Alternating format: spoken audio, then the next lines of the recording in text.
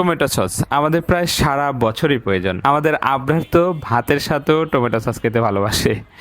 বাজারের সস কিনতে গেলে খরচ বেশি আর সব সময় আসল স্বাদও পাওয়া যায় না, তাই এই সময়টাই পারফেক্ট, কারণ টমেটোর দাম এখন সবচেয়ে কম। চাইলে এখনই বানিয়ে সারা বছর সংরক্ষণ করতে পারেন। প্রথমে 1 কেজি টমেটো ভালোভাবে ধুয়ে 4 টুকরো করে কেটে নিন। এগুলো একটি প্যানে দিয়ে দিন। সাথে দিন সামান্য পেঁয়াজ, 1 টেবিল চামচ রসুন, 1 চা চামচ লবণ, কয়েকটি শুকনো মরিচ এবং গোলমরিচ। এবার ঢেকে ভালোভাবে সেদ্ধ করে নিন।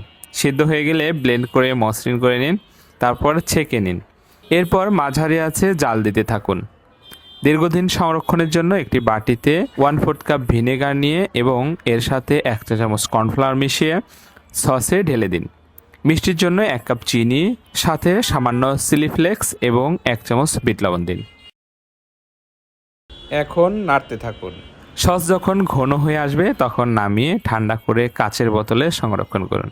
ব্যাস, হয়ে গেল একদম ঘরে তৈরি স্বাস্থ্যকর আর টেস্টি টমেটো সস।